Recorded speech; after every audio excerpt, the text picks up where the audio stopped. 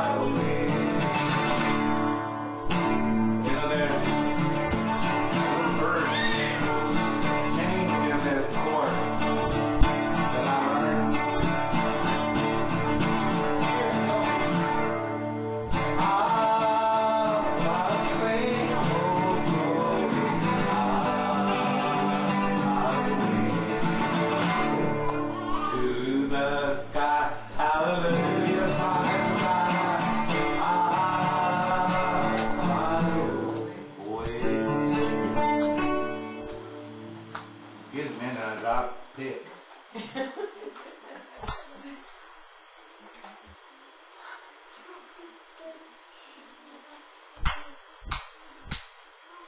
You know, I thought about what one to do today, and I thought maybe when you think about what the song, the little courses I'm doing, meditate on the Lord, worship Him, praise Him, and think about what you got that He's given you. He is Lord. Now He is Lord. Every knee shall bow.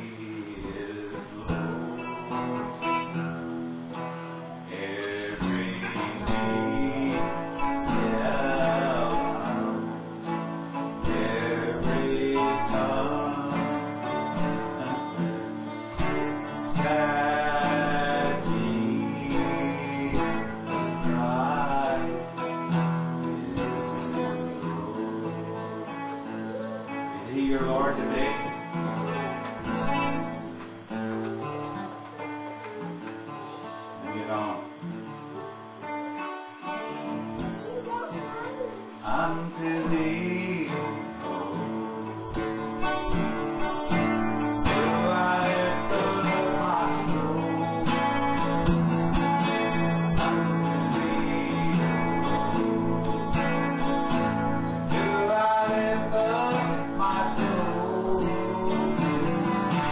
O Lord, my God, I trust in thee. Let me not be ashamed, let not my enemy, I am whole unto thee, O Lord. Do I lift up my soul unto thee, O Lord.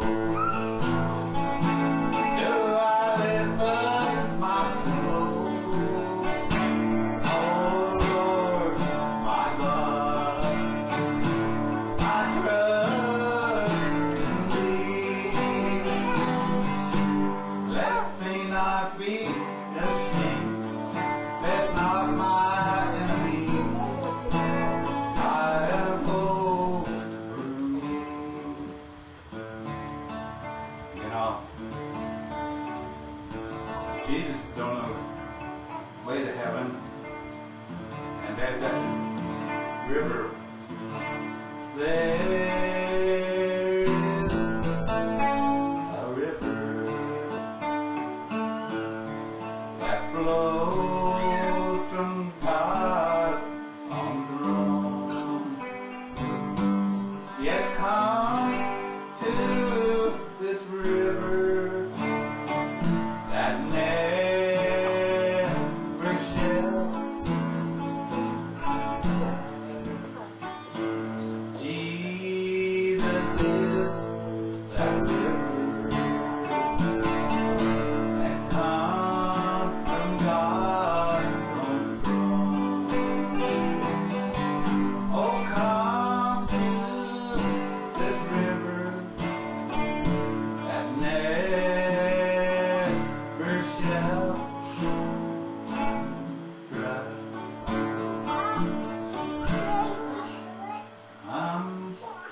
Holy Spirit, I need you. Oh, come, Holy Spirit, I pray. Come and thy strength and thy power. Yes, come and thy long special ways. Have thine own way, Lord. Have thine own way. Thou art the Father's, I am the clay. Mold me and make me after thy will. While I'm waiting, yielded and still.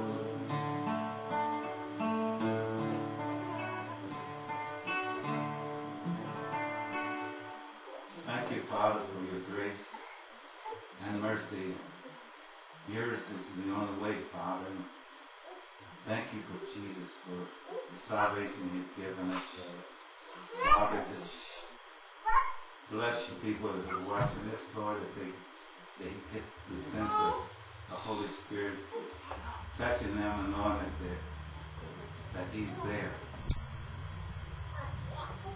waiting for you to ask for the blessings that he wants to give you, the salvation and everything, Lord God. And Lord, bless the word as Pastor brings the word, and we give you all praise, all honor, and all glory in Jesus' name. Amen.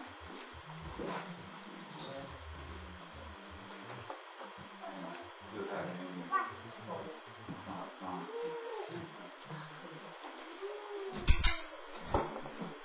Well, thank you, Bill. Hopefully that's a surprise for you guys. Instead of just turning in to hear me preach, you get to actually hear a little bit of music. And don't forget where you're hearing it from, okay? This is something that we normally do on a regular Sunday. And it's what a blessing it is just to have Bill come on out and be able to sing. I miss the music. So if you're with me, if you got the outline on the Facebook page, turn over to Titus chapter 1 this morning. Titus chapter 1.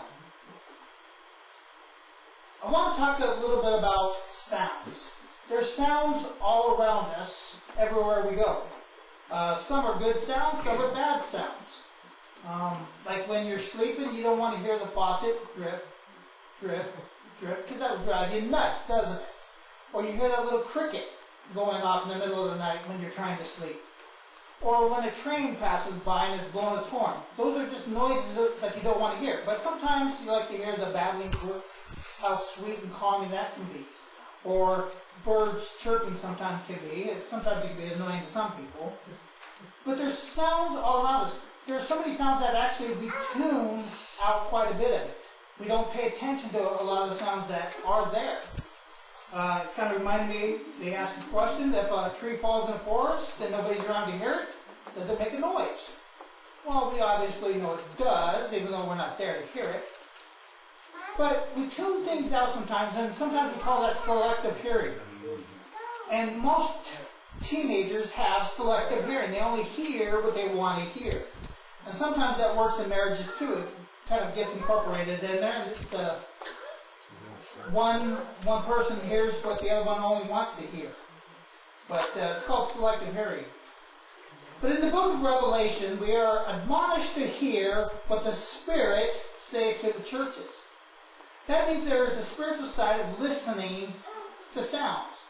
However, this morning, I want us to consider yet another sound that the Bible talks about. So let's begin in Titus chapter 1, verse 9. Start in verse 9. It says, holding fast the faithful word as he hath been taught, that he may be able by sound doctrine both to exhort and to convince the gainslayers. For there are many unruly and vain talkers and deceivers, especially they of the circumcision, whose mouths must be stopped, who subvert whole houses, teaching things which they ought not, for filthy lucre's sake.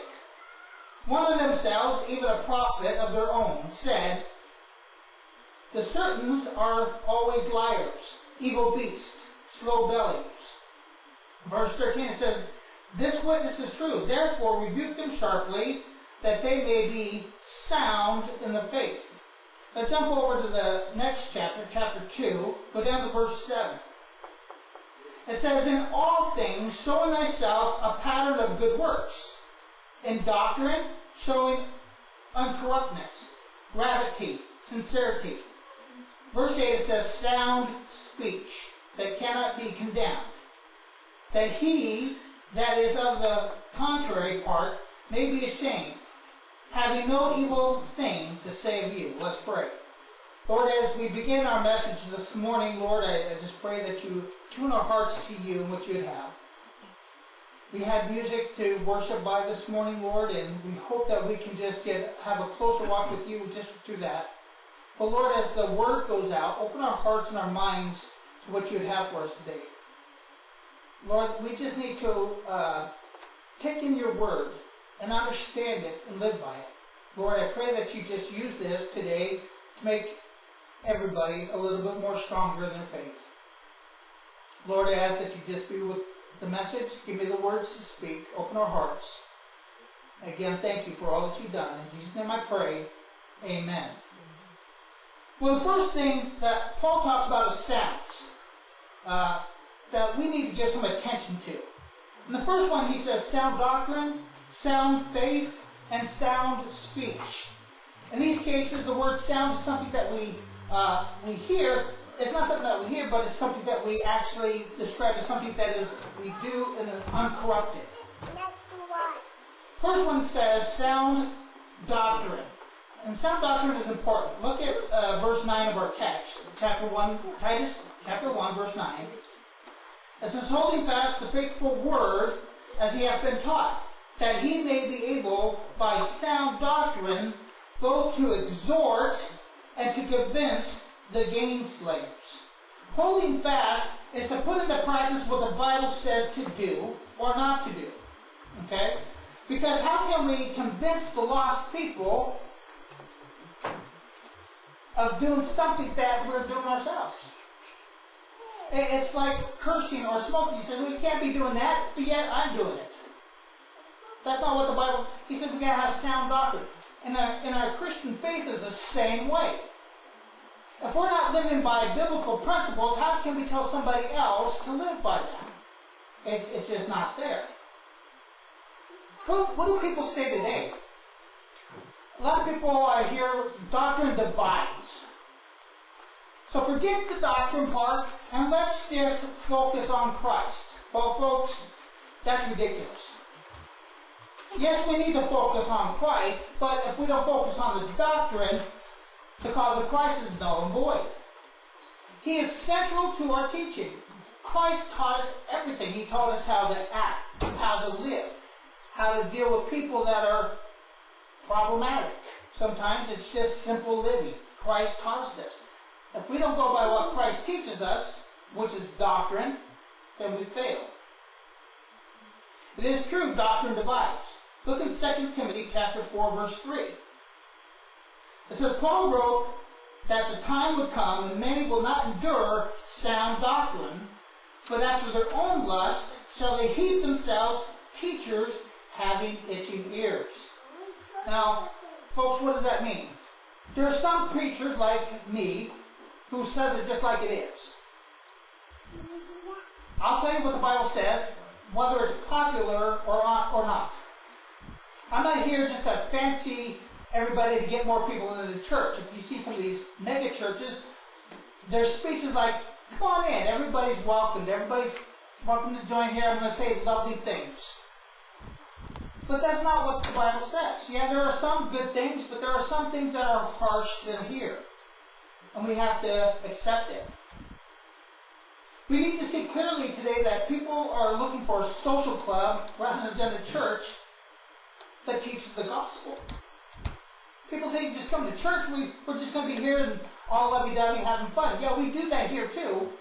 We have potlucks, we have birthday cakes, we have outdoor services, we do a lot of different stuff that communicate with all that. And that's fine, but our major purpose here is to learn what God teaches us.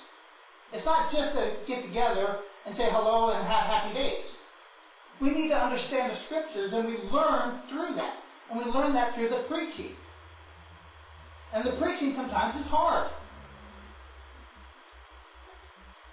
I recently heard a minister say that he taught his people that heaven was an inclusive church. In other words, everybody is welcomed into heaven.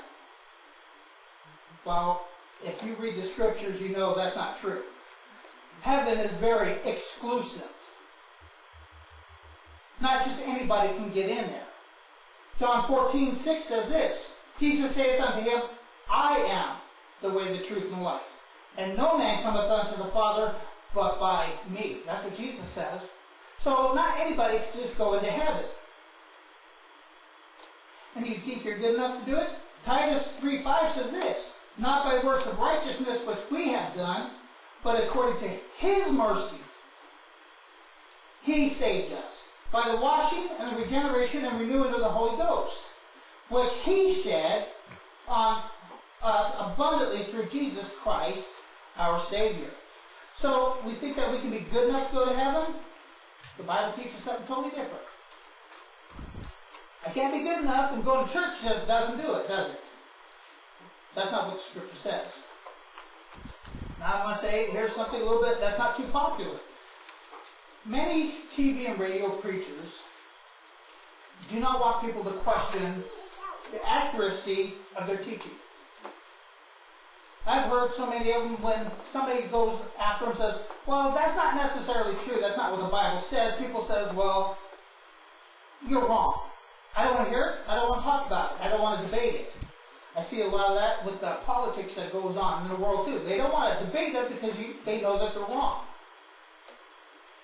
But anyone who says that they don't have a right to question somebody's teaching is a false prophet.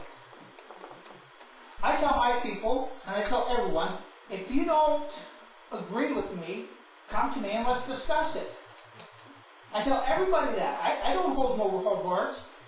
Am I possible that I can make a mistake? Absolutely. I am in no ways perfect. But remember, if you're going to come after me, make sure you have some scripture backed up. Don't just come over what I think or what I feel, because that just doesn't work. There was a certain individual who wrote a book challenging Paul Crouch and his teachings on the Trinity Broadcasting Network that was told to take his book and go somewhere. H-E double hockey sticks, okay? He told him where to go. He says, take that book and go there. Now this is a religious man telling somebody else this because he questioned his teachings. That's not right, folks. I'm open to somebody telling me that I might be wrong. And I've had several members do that already to me. Oh, I disagree with you, Pastor. And we agree to disagree sometimes. There's some things that we can agree to disagree on, but there's some things that are just absolutely true. And we know Jesus Christ needs to be the central figure of that. Too many self-proclaimed prophets and preachers are putting their word above or on the same level as the Bible. Some people say, well, God told me this, and it doesn't make a difference what the Bible says. Folks, that's wrong. That's blasphemous. Jesus says, and it trickles down to the people. A pastor says something, somebody else will say, well, he said it, and then they go off and they live it, and they tell other people. Folks, just because your preacher says it doesn't make it true. If it's not backed up by the Word of God, it's not true. We've got to be very, very careful. John chapter 5, verse 37 says this, and the Father himself which has sent me hath borne witness of me. Ye have neither heard his voice at any time, nor seen his shape. And ye have not his word abiding in you. For whom he hath sent, him ye believe not. Search the Scriptures, for in them ye think ye have eternal life. And they that which testify of thee, and ye will not come to me that ye have life. Jesus said, search the Scriptures. I've heard many preachers say Jesus is in every book of this Bible.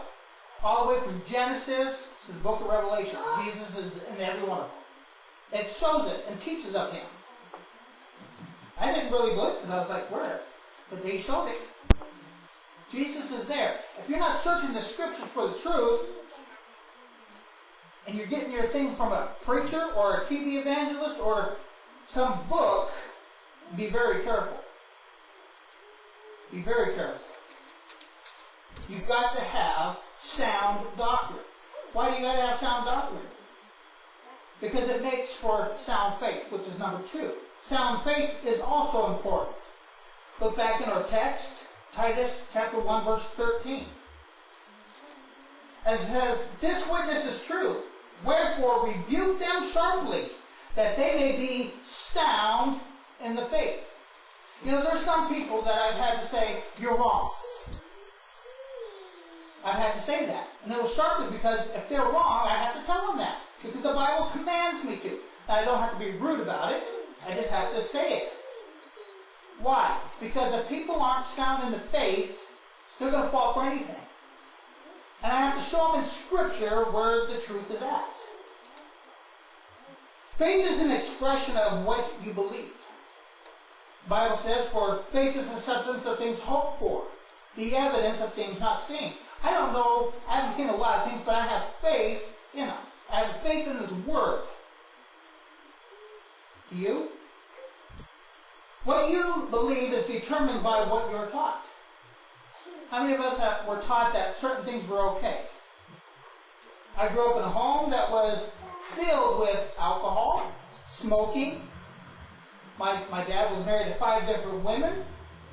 There was abuse that went on. I've seen men hit women and stuff like that, and I was taught that, thinking that's okay. My brothers and sisters kind of caught on to some of that, and they were getting in some of that habit. It's okay to do that, but we're taught a lot of this stuff. When we go to church, your pastor is trying to teach you what God says, what your Heavenly Father teaches you. When we come to church, it's not just to play around. It's not for a social club. It's to learn what God wants from me. And we have to take that personally and individually. I can't be worried all the time what God's doing with my wife, because she has her own dealings with God. And same thing with my deacons or anybody else in the church. They have to go to God personally and say, what do you want from me? I'm just here to give the message. Sometimes this message may affect 3 people in the church. Sometimes it may not affect anybody. Sometimes it might just affect 1 just from any message that I preach. That's why we come here. And sometimes you might even learn something that I'm not even preaching about. I've had that experience. The pastor was preaching on a message and it affected me in an area of my life that he wasn't even referring to. It's crazy.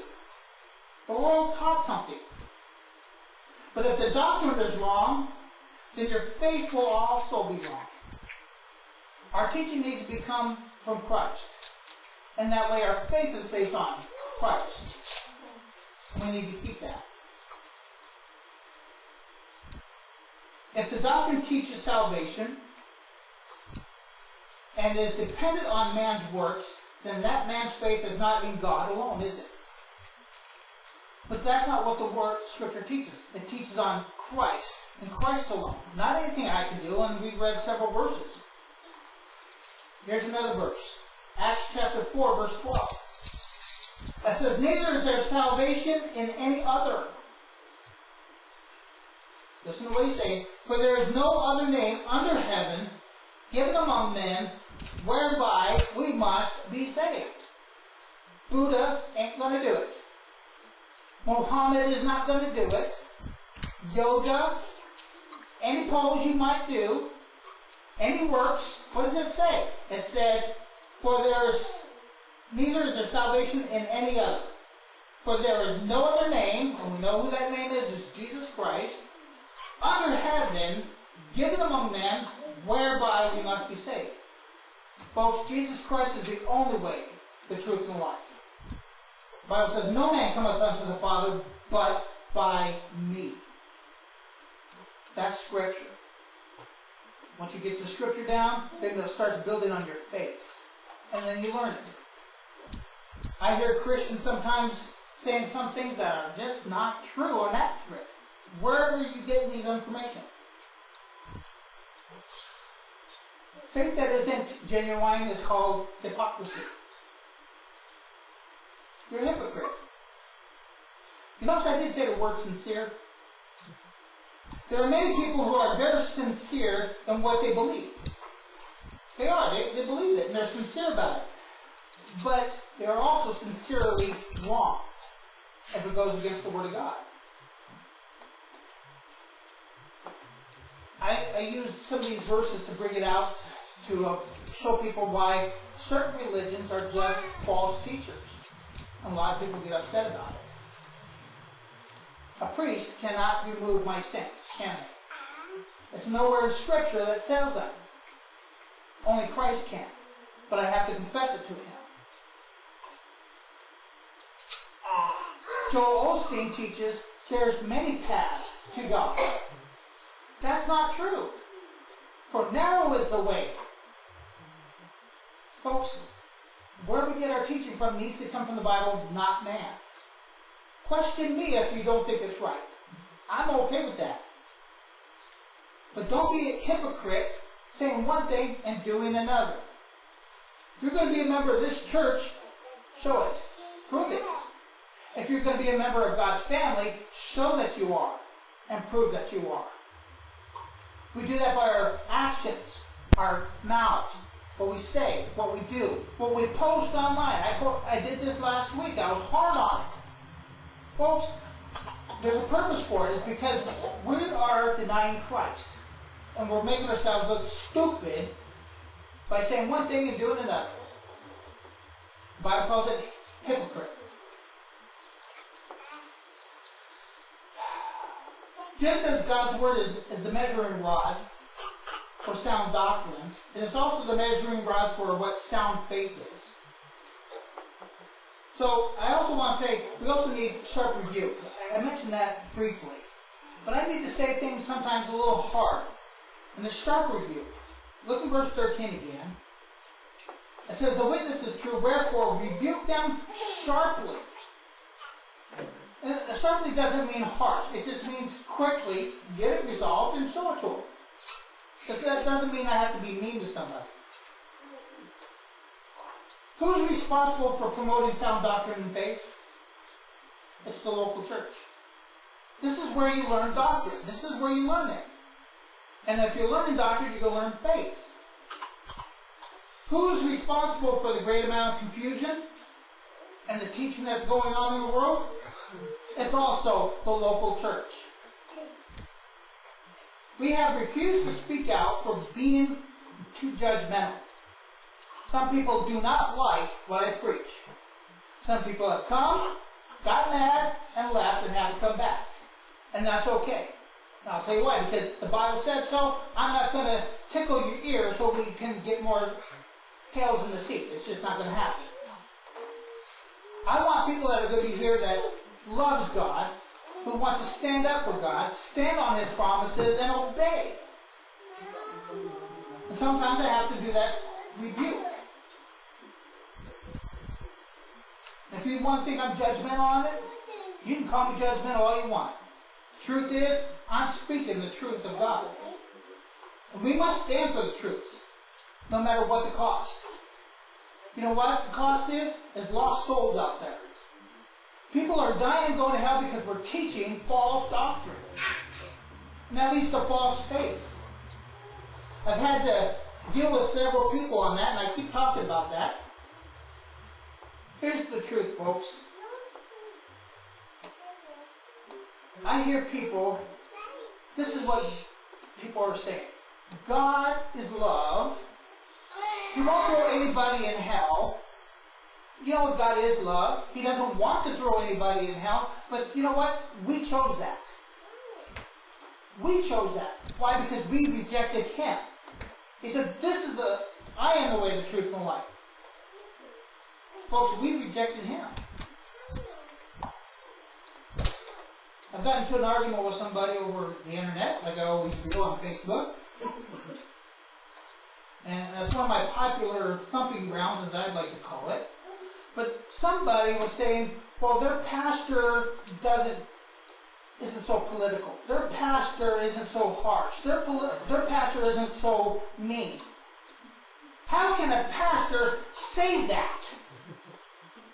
Well, the pastor, me, is speaking the truth. It's in the Bible. If you got a sissy pastor who doesn't want to give you the hard truth, he needs to get out of the pulpit. I'm serious about that. If he's not willing to stand up for our faith and our beliefs, then he just needs to get out of it. I have my political beliefs. And so does a lot of other people. Not everybody agrees with me politically. And everybody's either for Trump or against Trump. We're just completely divided. I don't always agree with everything Trump says, but I think he's doing a good job in the areas that we elected him to do. I've heard somebody who was saying about him being a Christian. But yet we turn around and we commit the same sins he's doing, and we call ourselves a Christian? Wow, that sounds a little hypocrisy to me. I get into an argument with one Democrat. Every time I put up a post, all he talks is about him. But yet he says the same thing that he's saying that the Republicans are doing, so you're just as wrong. Folks, what God teaches us in His doctrine, in His Word, teaches us what our faith is. And if you listen to what people are saying, you know that some of it is just garbage. Probably most of it's garbage. Unless they come from a good, Bible-believing church that preaches the truth. Somebody who's not afraid of it. And this happens to be one of the churches. The third one is this. Sound speech is important. Look back in 2 Timothy chapter 1, verse 13. It says, "This witness is true, therefore rebuke them sharply, for they may be sound in the faith." Oh, I'm sorry, go to verse 2. Chapter 2,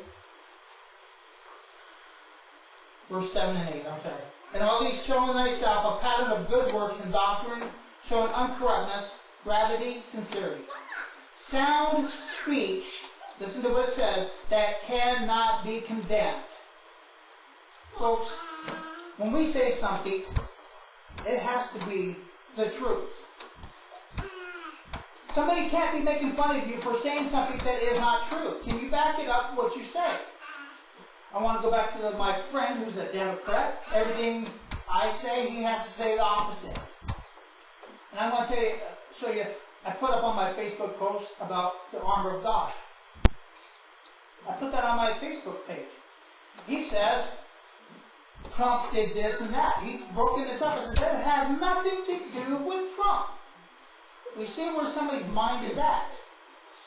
We as Christians do the exact same things many times. We follow some traditions. We follow man. We do what everything is like this. And guess what happens? It's not what the Bible says. Back up your speech. I'm married. How do I know? Well, I got a ring. But that doesn't prove it. Well, there's my wife. That proves it, right? I'm fat. How do I prove it? Look at it right here. What is the proof? When we say something about Christ, when we talk about what we believe in, we need to back it up by the Bible. That's why we have to study God's Word. That's why we have to learn God's Word. Where is it? What does it say? Folks, that's the only way we can have sound speech. When I hear people talking, I'm like, the Bible doesn't say that. Show me. They can't do it. Because that's not what the Bible says. Unless you get some weird translation. But sound words, speech, and conversation is very important. And it has everything to do with our behavior. It really does. When you say something, you're going to do it. Simple as that. Sound doctrine equals sound faith. Sound faith equals sound speech. It works consistently and with each other. If you want to really know a person, just watch how they act and what they say. I tell my wife, I listen. That's why you don't hear me talk too much unless I'm preaching. I sit back and I want to hear what people say. I want to know what you think and what you feel. And believe it or not, I see it in your actions and in words. And if we do that, we can start understanding what other people say and think. Jesus said in Matthew 12:34, it says, "O generation of vipers, how can ye, being evil, speak good things? For out of the abundance of the heart, the mouth speaketh." You know, when we speak, it's what's in our heart. When I hear Christians saying things and doing things that are just opposite of what God says, we know where the heart is at. We wonder why we don't get victory over sin. It's because where is your heart? Our heart is not in the Word of God. Our heart is not in tune with God. Because if it was, He would be filling us and would be absorbing what He says and does. which is loving, compassionate, forgiving. How many of us are very unforgiving? Hatred, anger, wrath. Think about that. That's what's in our heart. We've got to ask God to remove that from our heart, and we need to start absorbing the Word of God to where it's there. And that way, when we speak, we say it lovely. Sometimes, I'm going to be honest, even as a pastor, I struggle. I don't always say things the nicest way. And I have to ask God sometimes just to forgive me and show me the right thing to do. And to forgive me. But sound speech is important because it leads to your conversation. I had an older pastor say, you really want to know how ignorant some people are? Just listen to them or have them keep speaking. And I had to learn that. You want to see how ignorant people are, just have them just keep talking. That doesn't mean everybody that talks is ignorant, but you'll hear it. There's an example of religious leaders. In times past, we have seen many preachers and laymen fall, as they say, from the pedestals, because people lift them up so high. People condemn them for their sinful behaviors, but it's actually, if you go back, it's their unsound doctrine, and unsound faith that led to what they did. These weren't men who just were wrong morally. They were men who went wrong doctrinally. Because they weren't sound in doctrine. How come we're not living the victorious Christian life? Is because we're not sound in doctrine. If we read the Scripture, absorb it, and put it in our hearts, it will come out of us. And when we're not there, it's going to come out of us. We have to be sound in it. Remember what I said a moment ago, that sound doctrine equals sound faith, and sound faith equals sound speech. This world has seen too many folks who go to church on Sunday in their Sunday best,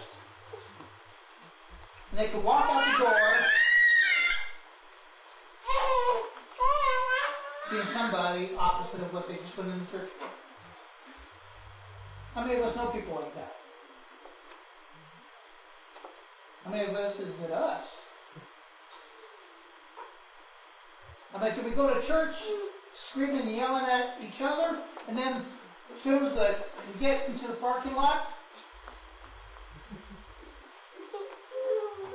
open the door for your sweetheart after you're just done yelling at her for the 15 minutes of the trip, you know, and holding your kids' hand instead of backhanding them like we normally do? Come on. We do that. And what about when we're here at church, we're okay, but then as soon as we get back in the car and out of the parking lot, don't you not speak like that? We do that, don't we? We need to be consistent before church, during church, after church, at home, at work, and I keep saying this because it's the truth. If it's in our heart, it's going to come out. Where is your heart today? This world needs to see more people that are in sound doctrine. If we are in the Word, we absorb the Word, we absorb the truth, our lives will be so much better. Listen, folks, you don't have to be a perfect Christian. This church doesn't require you to be perfect. God will make you perfect if you disobey. But this world needs to see more Christians that are standing firm on doctrine, standing firm on their faith. They see something that's just not right. Sound doctrine means the teaching of this book. Sound faith means believing in the message of this book. And sound behavior is living by the principles of this book. Are we doing that this morning? Is that where you are today? Maybe you need to ask God and get things right. Say, God, there's just something in my life that's just not going there. Help me get into the Word more. Help me study it. Help me absorb it and apply it to my life. That way I can have more faith in you and have more faith and my speech will be more sound. Folks, here's the one purpose for it. If we're not going to be sound in our doctrine and our faith and our speech, how are they going to ever know about the Lord? How are they ever going to accept Christ if I'm not being right? How are they going to understand if you're not? The only salvation that is worth anything is the salvation we have in Jesus Christ. And His finished work on Calvary. Do you know Jesus Christ today? If you need to come forward, that's fine. If you want to call us or talk to us, do that. But ask them.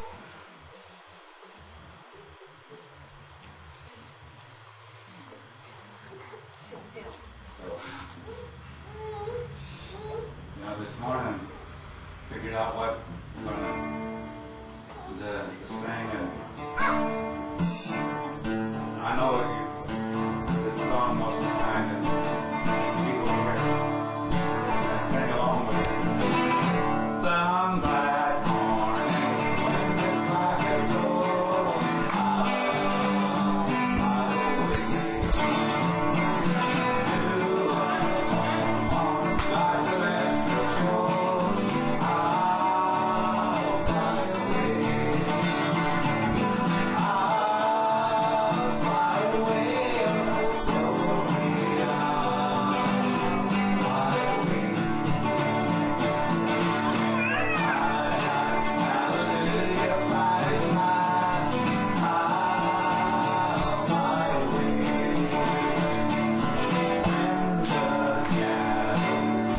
God to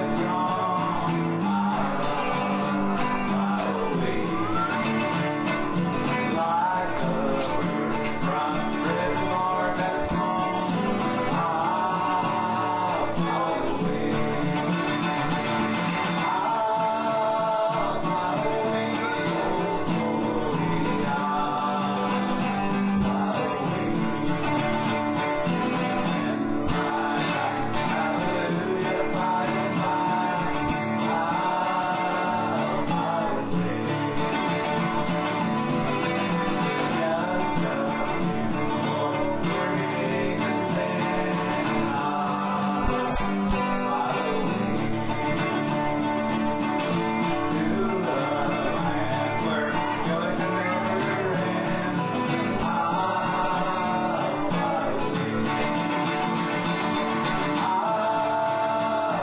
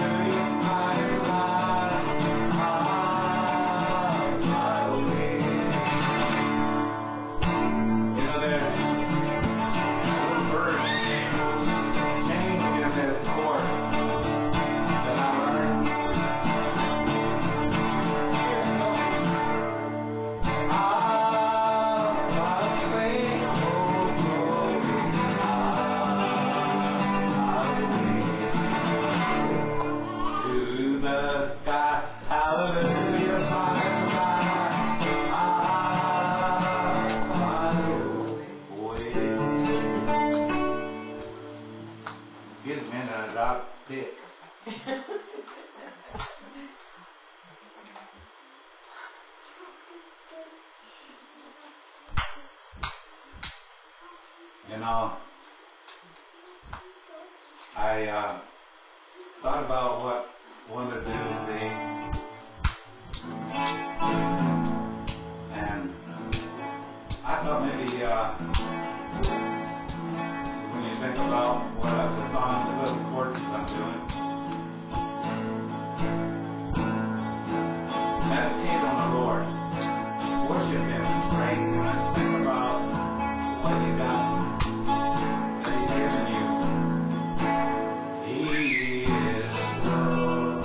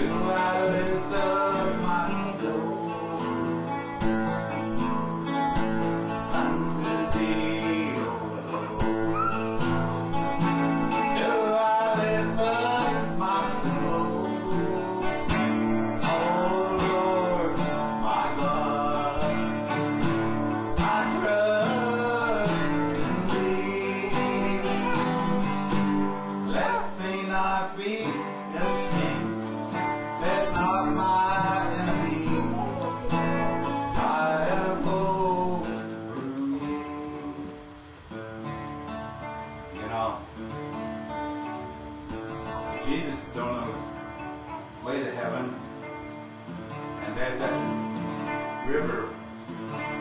There is a river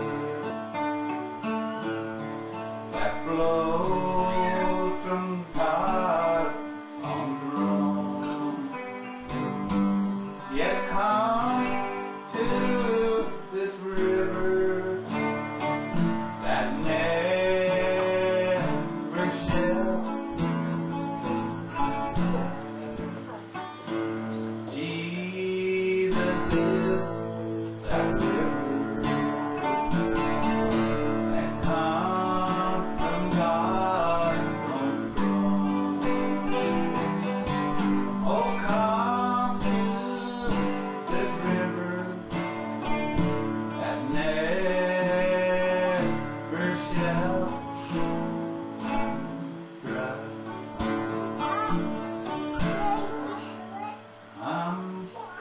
Holy Spirit, I need you. Oh, come, Holy Spirit, I pray.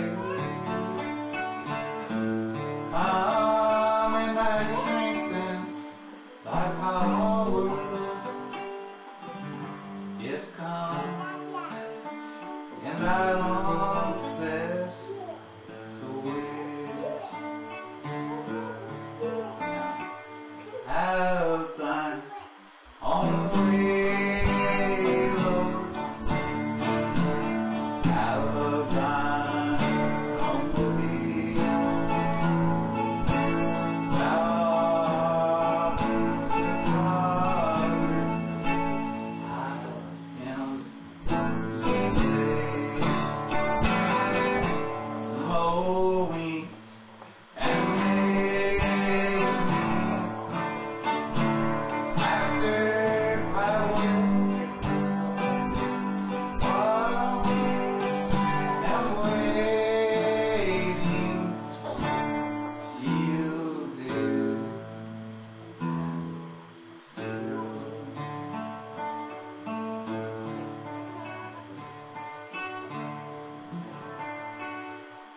Thank you, Father, for your grace and mercy. Yours is the only way, Father. Thank you for Jesus, for the salvation he's given us. Father, just bless the people that are watching this, Lord, that they get the sense of the Holy Spirit touching them and knowing that he's there.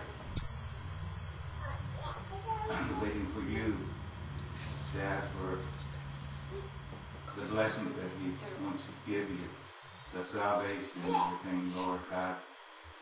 And Lord, bless the word as Pastor brings the word, and we give you all praise, all honor, and all glory in Jesus' name. Amen.